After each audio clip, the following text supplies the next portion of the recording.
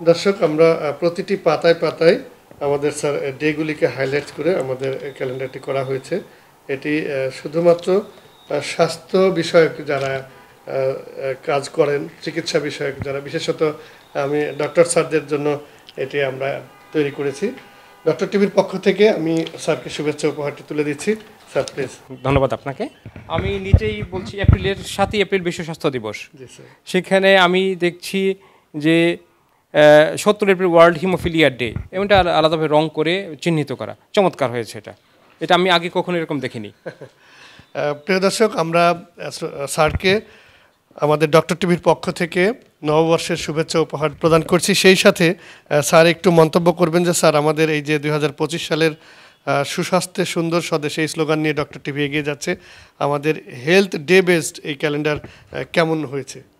আমি বলি অসাধারণ হয়েছে, কারণ এত হেলথ ডে সেগুলো সবগুলো মনেও রাখা যায় না।